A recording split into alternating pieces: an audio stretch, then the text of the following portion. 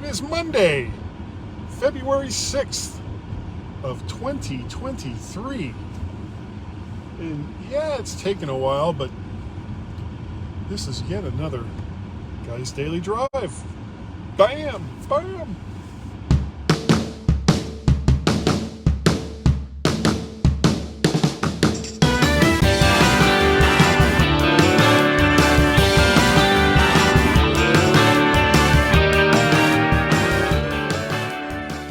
And welcome everyone to Guy's Daily Drive. It's been about a month since I've done a Guy's Daily Drive, and shame on me. I should be doing these more often. As I was saying before I got started, this show seems to get more traction than any of the other stuff that I put on this channel, which I guess is not a big surprise since it's the Guy's Daily Drive channel and not the rebroadcast of the My Mac podcast or the little weirdo snippets that Gaz and I do before or after the show. But this is the show that gets the most downloads. So thank you. I thank you all for that. If you could tell me why you download this show, I'm just curious. Is there something that is like actually, I don't know, compelling to watch me talk about general stuff on my way to work? There's got to be something. But regardless, I really do appreciate the fact that you guys do download and listen to the show. But on to what happened this weekend. I got in a baking mood yesterday and decided that I wanted to make a pizza.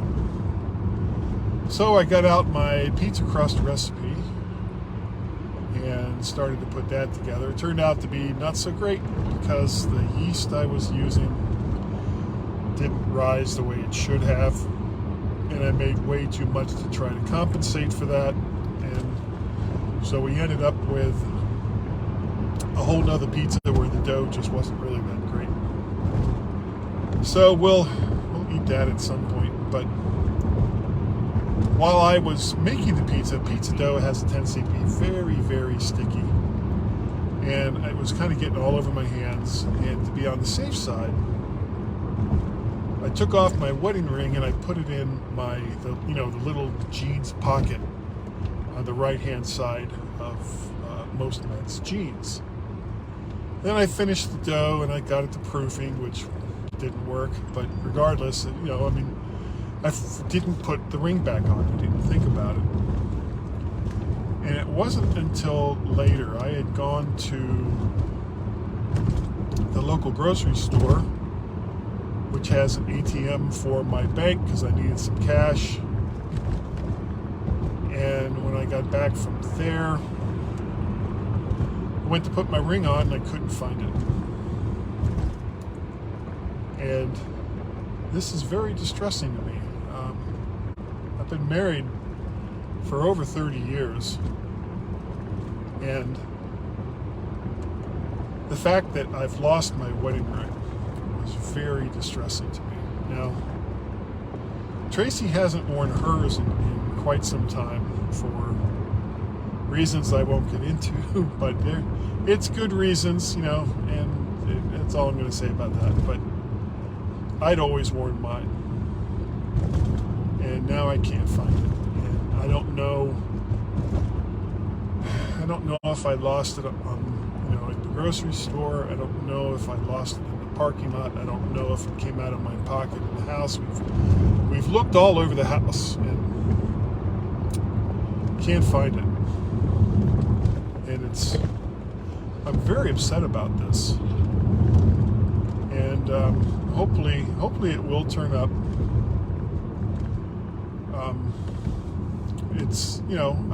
This is, you have something with that much sentimental value, and then to lose it it's very distressing to me, and I'm not happy. So, but to move on to some other things, the Super Bowl is set, and I watched the playoff games weekend ago. Not last weekend, weekend before that. And I had this feeling that it was going to be San Francisco over the Eagles and Cincinnati over Kansas City. And I was very, very wrong on both cases of that. So no team that I thought was going to get into the Super Bowl won. And instead we have Eagles versus Kansas City. And I think it's going to be a good game.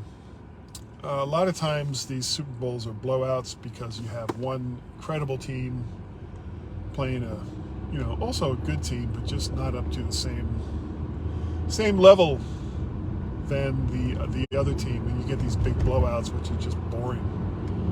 But the playoff games, the Eagles San Francisco game was kind of meh, but San Francisco was down to like their fourth or fifth quarterback by that point, and the defense just couldn't pull it out for them. So Eagles took that. The Cincinnati Kansas City game was very exciting, and it was kind of neck and neck all the way through. And so my Super Bowl prediction is that Philadelphia is going to beat Kansas City. If I go based on my playoff picks, it's going to be Kansas City by a blowout. I don't know what happened. Just, I should have known a little bit better than that. I follow football quite a bit. And I just didn't think that the Eagles and Kansas City were going to pull it, and they did. I watched the Pro Bowl for what that was worth yesterday, and they keep trying to change things up to make it more exciting, and Tracy enjoyed it. I was kind of because they're not. Part of the problem with the Pro Bowl is the players don't really try all that hard when they were playing actual contact football, and they put some rules in over the course of years. They've put some rules in so that to make it safer for the players, and I get that. They don't get a lot. Something that the announcers kept talking about was that the winners each get $48,000 and the losers get $24,000. Well, these are guys with multi-million-dollar a year contracts, and $48,000. That's a nice bit of change for you and me, but for them, it's kind of like okay. And if you're on the losing team, $24,000 is like nothing. It's not really all that big a deal. So they don't try very hard. They don't want to get hurt. They don't want to risk their multi-million-dollar contracts. And I get that. But at least even before, it was at least full contact, or mostly full contact football, even if the game itself wasn't very exciting, because they're not really trying that hard. But the whole flag football thing, wasn't really feeling it. I was there for most of it. I kept leaving to go do pizza stuff. But it really wasn't that big of a deal. And they had some, and what worse, it was 7-on-7, and they didn't even have linemen and punters and kickers involved. It was just quarterbacks and, for the most part, wide receivers. And it wasn't that interesting. They had the the linemen and linebackers do this like obstacle course thing, and I don't know, it just couldn't get into it. It wasn't a lot of fun for me. So what else? No, actually there's a little bit more football news. I'm going to the first XFL game in this area for this season. Now, they played kind of an abbreviated season in 2020, but then COVID pretty much shut everything down. But it's the DC Defenders, which, this is the XFL, not the USFL. DC Defenders versus, honestly, I don't even know. I don't really care. It's a live football game.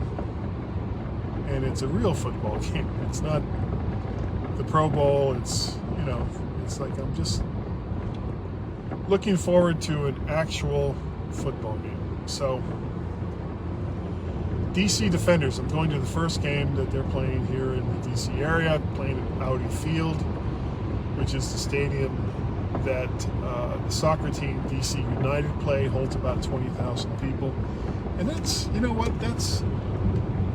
that's just about right for a spring league.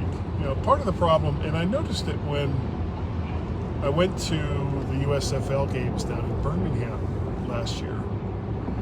They played at, I don't remember the name of the stadium. It was in Birmingham, naturally, and it was the home field for the University of Alabama, Birmingham. And it's a pretty big stadium. And they still didn't have that many. It was like maybe, I think they had 12 to 15,000 people there. And that's not a bad crowd for a startup league. But it was even lighter when it wasn't the Birmingham Stallions. When it was like some of the other teams, there was even fewer people there. I saw 3 of the 4 games when I was there. And the crowd really thinned out after a while. And it was noticeable. And throughout the year, because they played in this field for the entire season, you could tell there were some games and there was like, 4,000, 5,000 people. And when the stands looked that empty, it's not a good look. But you get 4,000 or 5,000 people in a stadium that holds 20,000. Looks a little fuller. So I'm hoping that the XFL will be able to pull a crowd of at least 10,000, to kind of fill up that stadium a bit. And regardless, it's, the tickets were not that expensive. I think they were under $50. So I'm looking forward to that, and that's going to be a lot of fun. Tracy and I are going to go and see that. The other thing is, we're going to go see Peter Pan Goes Wrong up in New York in April. And it's going to be my son Peter and his fiancée Liza and his friend Jake and his fiancée. Unfortunately, Guy and Ashley were not able to go, which is too bad. I was kind of hoping to have the whole family together for this trip. But, things happen that are out of our control. But we're going to talk tonight on arrangements. I already have the tickets, but we're going to figure out how we're going to get up there, whether or not we're going to actually stay in the New York area. And I think we are at least one night, probably 2. And that is going to be a lot of fun. I'm really looking forward to that. Well, I'm almost to work, so I've got to start wrapping this up. So thank you all for downloading and listening, hopefully, to Guy's Daily Drive. I really, really do appreciate the fact that you've taken the time to do so. And if you want to get a hold of me and tell me why in the name of God you watch Guy's Daily Drive or listen to Guy's Daily Drive, you can send me an email to guy@mymac.com or podcast@vertshark.com. You can also reach me on the Twitters. I am Mac Parrot and Vert Shark over there on the Twitters. You can get me as Mac Parrot over on Counter Social and Mastodon. You can call our Skype number, 703, I can't remember the number off the top of my head, 436-9501. I think that's it. Call that number. See who answers, or if anybody answers, or if it's even a number that's associated with me. Who knows? I don't know. But if you're watching this on YouTube, why not take the time to like, share, subscribe? It's very easy to do. Just do those things. And that'll get the word out about this show to more people. And I will do this more often. I swear. And it'll be a lot more upbeat next time because I'm excited about life. Life is fun. Mostly clean. We will see all of you next time. Right here on Guy's Daily Drive. Bye-bye.